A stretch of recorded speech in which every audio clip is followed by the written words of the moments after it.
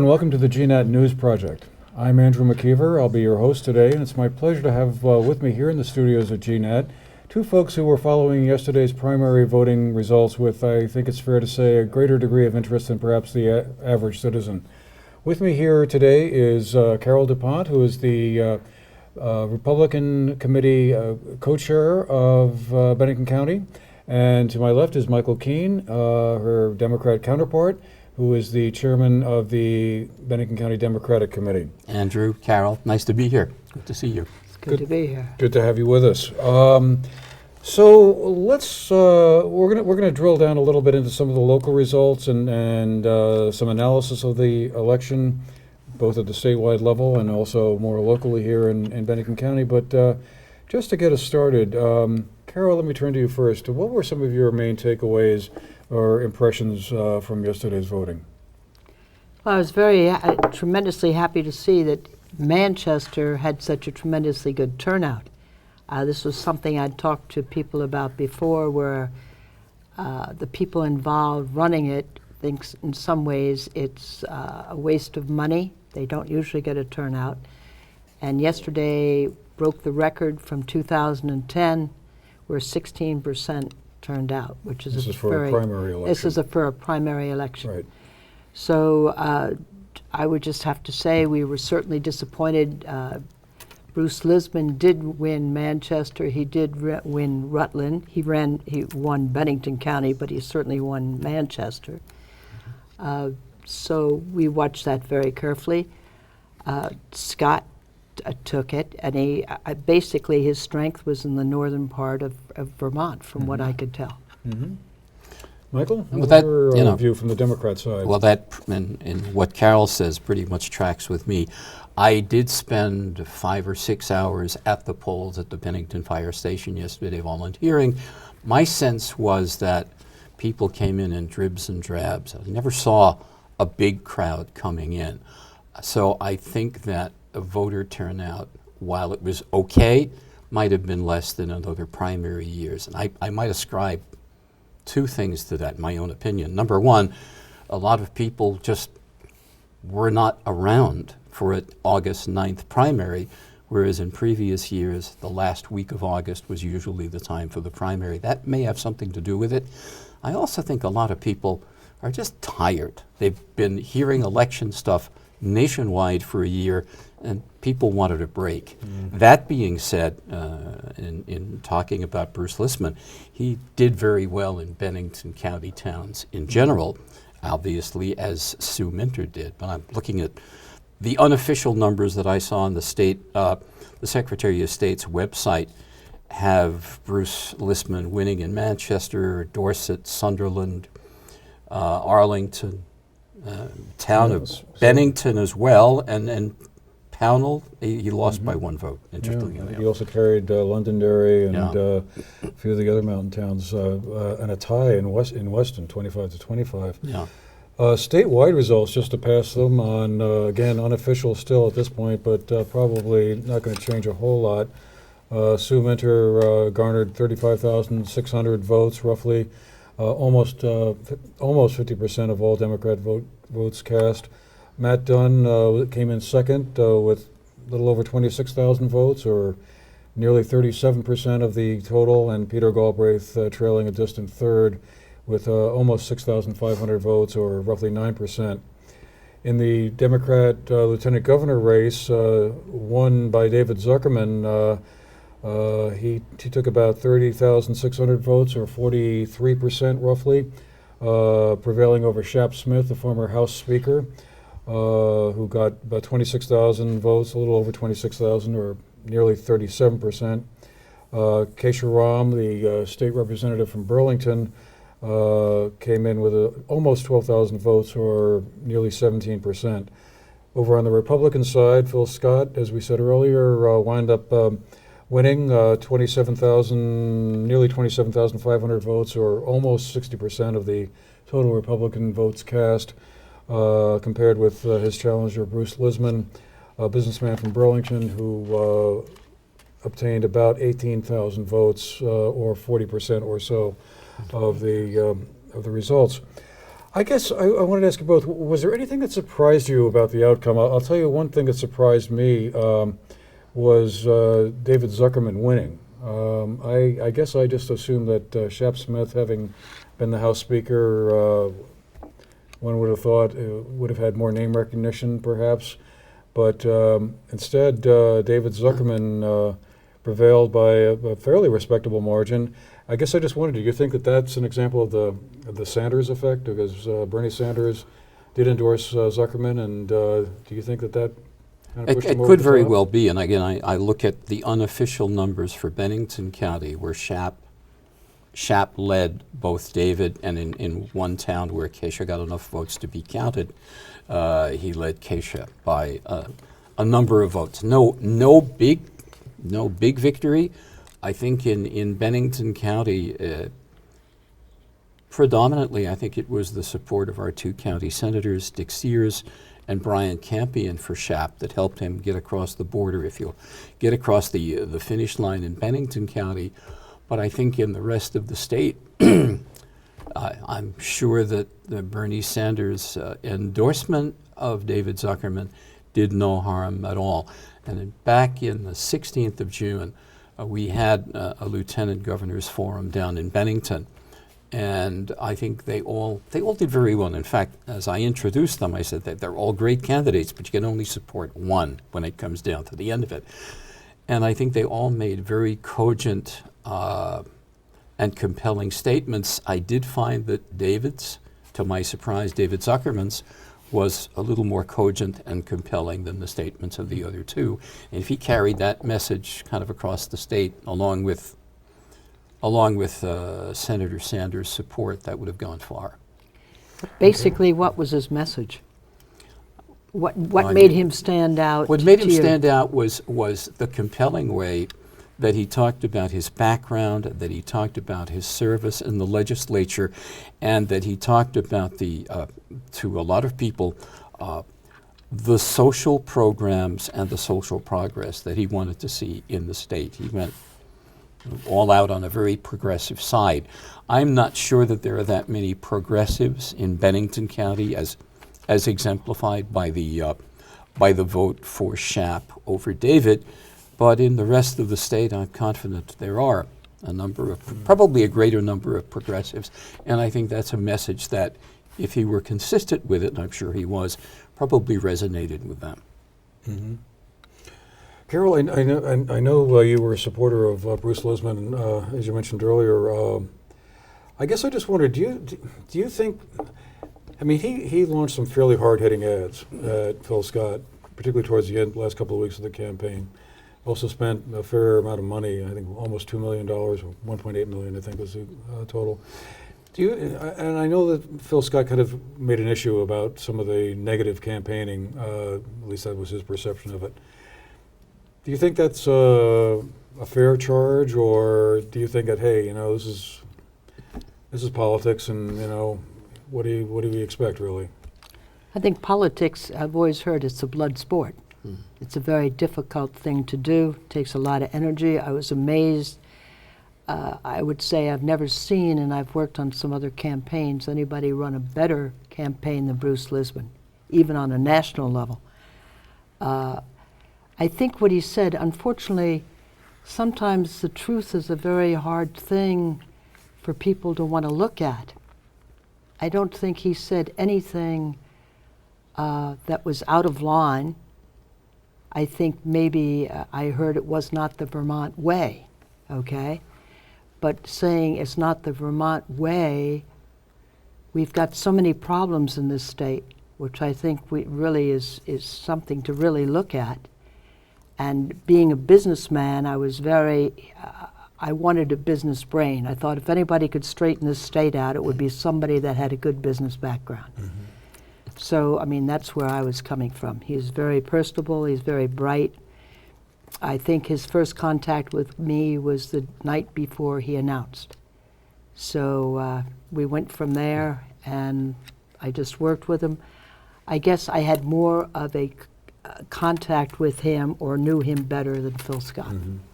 Do you think it's going to be hard for Lisbon supporters to get behind Phil Scott in the general election, or was there just too much angst that went on, particularly in the last few weeks of the campaign and the primary?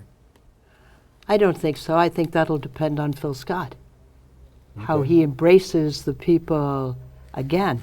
Yeah. Sometimes it's the leadership that has to welcome people. It's not the people that have done the job someplace else.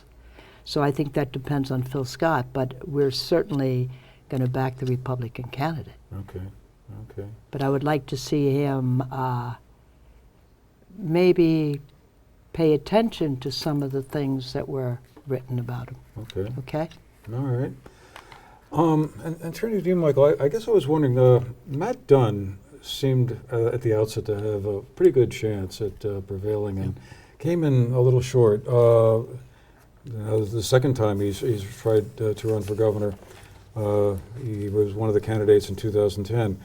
Do you think that controversy that kind of popped up towards the end of the campaign around the wind turbine question and his attempts to clarify his position on that, where he came out in favor of wanting to see localities have some sort of greater say in the siting of potential wind turbine projects, did that whole thing kind of damage his chances there? I know there's another issue that came up with his personal funding of his campaign, which was a backtrack on an earlier I think promise. But maybe it's not so much the issue of the wind turbine placing as much as Bill McKibben's pronouncement about it and the withdrawal of McKibben's own endorsement of Matt Dunn may have had more public resonance than Matt's changing his position. I don't think it helped Matt Dunn to have had the questions of campaign funding and campaign contributions that came out late in the campaign before the primary that were apparently in direct contrast to some of the political philosophy that he was indicating during the course of the campaign. That being said, I think on the other hand, Sue Minter really made a constant campaign. She was, in fact, very, very visible, very frequently visible in our part of the state, which often gets short shrift from political candidates of every stripe. But I think those two first components, the Bill McKibben withdrawal of an endorsement, that's a pretty surprising and harsh thing to do at a late point in a campaign. That probably counted for a lot because McKibben is very well known and respected by an awful lot of people. Mm-hmm. So. Mm-hmm. Does that make sense to you? Yeah, sure, All right. absolutely. I Yeah, just want to know. It certainly does. What do you both feel are going to be sort of the big issues now that we're past the primaries and going forward into the general election? Are there a couple of things that you feel voters are going to be most keyed in on? I mean, the economy is always the perpetual one, I guess, but in addition to that, are there other issues that you see that are going to be kind of central in voters' minds going forward? Well, one of my mentors taught me that economics determines all human behavior. So if you don't have a job, most of your world falls apart and you're probably apt to be on drugs. So I think there's an awful lot of tie-in between the people that work and the people that don't work and how they're hurting very bad. And I think economics is certainly jobs. I think healthcare is, people tell me it's going up. They can't believe how much, and this was from a very young person. Education, you've got Act 46, but now you have something else where the Vermont Association, a school board association, wants to make all the independent schools, if they're getting the same state money, adhere to all the public school rules. Mm-hmm.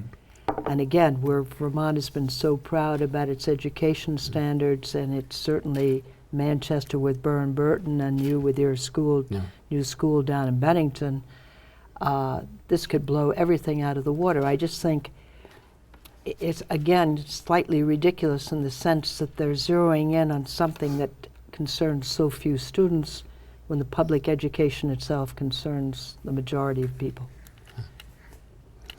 You're looking at me. I want to agree a bit with Carol, but I think having spent a number of months on the Southern Vermont Economic Development Zone team, I look at it in a sense, yes, statewide, but very regionally. There's a tremendous amount of regional dissatisfaction and anxiety about whether Vermont is poised to have some level of growth or to continue constantly some level of attrition and shrinkage. Education is an issue. Everybody is very concerned about how Act 46 is going to be either observed or implemented. The quality of education as people perceive it, the quality of our workforce as people perceive it in various parts of the state are problems for two kinds of people. Problems here in Vermont for employers who maintain that they cannot find skilled workforce in the numbers that they want, and problems that then would involve employers and businesses and organizations that we would like to attract to the state who at this point don't see any competitive advantage or opportunities for coming into the state. I think those, for me, and it's a little bit along the same lines as Carol, but I think it's a more global picture. And for us in southern Vermont, from the Connecticut River to the New York State border, we feel very strongly we've been neglected. We need to have some real push from the state and some real push from outside the state to make us, once again, an attractive place for people to live, work, and play. And right now, we don't seem to have the tools at work to make that happen. Well, let me follow up on that, if I may, and ask both of you, what would you like to see your respective candidates, your gubernatorial team, Phil Scott and Randy Brock, we should mention, who was running on a post for the Republican lieutenant governorship, and Sue Minter and David Zuckerman. What would you like to see them propose to do for Bennington County that would be a step forward, in your opinion? Well, I'd go back to education. I'd go back to education in the sense of the school in Manchester is not teaching people to write anymore. Okay? They give out computers in second grade. They don't teach writing. They do teach French, but their reading and their math scores are low. When I go to a supermarket and I give somebody change like you're used to doing if you're from New York, you break it down, you give them the cents and everything, you expect a $5 bill or whatever back so you don't have to carry the change. And I have a girl ask somebody next to her, how much change do I give her? That's basically, I'm afraid that people are going to be replaced with machines. And if we dumb people down enough, they will have to be replaced by machines. So education is a big one, but the other thing is jobs. Southern Vermont has it's my favorite place in Vermont. It's beautiful. But if they only want to have restaurants and hotels and things where the wages are low, I don't see how you attract too many people. Mm-hmm. I mean, they're not going to move here from New York or Massachusetts or any place else to take a low-paying job. Okay. I need to agree with Carol somewhat on that. To me, one of the things that I would like to see the new chief executive fund when that person comes in is something we've been asking for in the Southern Vermont Economic Development Zone and in Southern Vermont for about 2.5 years.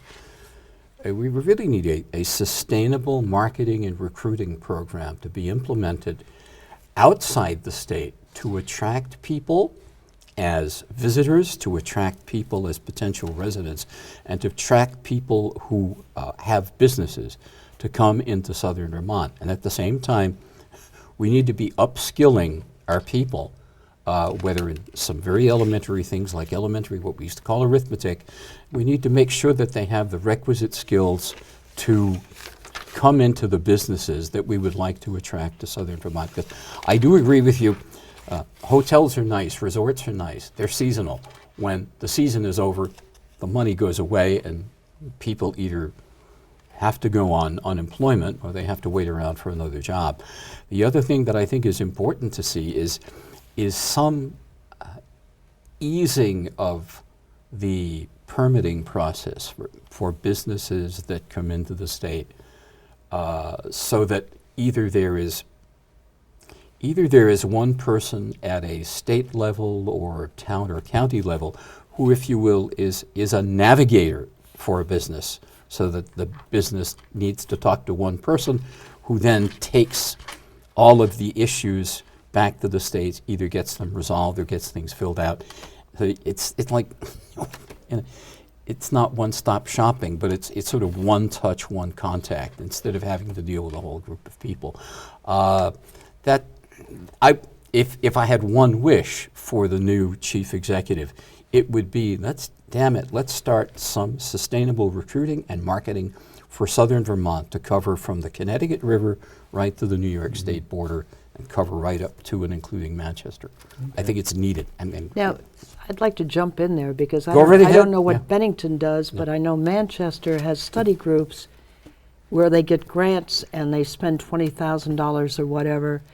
And I don't know if people forget that grant money is tax money. I don't know if they just think it drops from heaven or whatever. No, it doesn't. No. Right?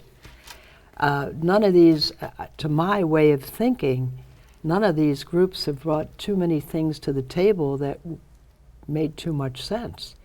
The one thing that makes sense, you have RPI in Troy, a tremendous engineering school. Engineers would be very happy to live in this location if they had some contract work. That was, I thought, brought up at the last meeting, one of these grant meetings. I don't know if the people from outside can bring the business in. I'm not so sure. It doesn't have to be somebody like a Bruce Lisman inside that has a business brain to begin with that can bring things in. So I'm hoping that there are many talented people that live here. I just would like to see the talent used. Yeah. One, I need to just okay, make a response sure. to that. I think you're absolutely right. We have talked for years about our region needing to have strategic alliances and partnerships with SUNY Albany for nanotechnology, for RPI, and University of Massachusetts at Lowell on the other side for applied technologies. It's up to us to do that, and we obviously in Bennington, as you folks do, apply for the same number of grants. I think we still have the overarching problem that people outside don't know the power that we could have. We don't know that we could be a good place to live and to be. Yes, obviously a business person with the right type of contacts brings in people, also brings in businesses. One of the things that we've studied in Bennington as we've gone through the Southern Vermont Economic Development Zone equation is we could have 100 new businesses starting up by local people anywhere in Vermont. We know that the track record of new businesses succeeding is about 30 out of 100. So there's a 70% failure rate of new businesses within the first 2 years, new businesses that start on their own. What we need is some kickstart that allows us to add speed and volume to those new businesses so that we have things that grow faster and grow larger quicker. Otherwise, the person who starts the one-person business 3 years later is hiring his or her first or second person. But the other thing is basically to have a new business come in, you have to have people in the surrounding area with spendable income. Mm-hmm.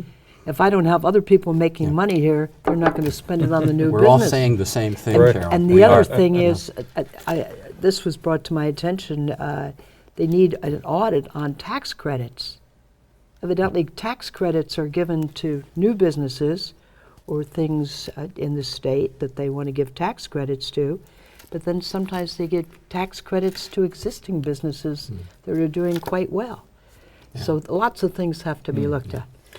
Well, we have time, I think, for one last question, and I'll just throw it out to both of you. We also have this other little event going on off to one side here called the presidential election. And a bit of, Really? yeah, and we're actually, which seems like it's been going on forever. I know Yeah. for a lot of people think, my gosh, when is this going to be over? But the end is in sight. Less than 100 days to go.